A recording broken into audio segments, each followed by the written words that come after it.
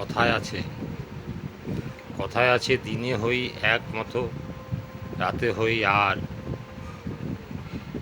রাতে যে এমন হই মানে কি যে তার।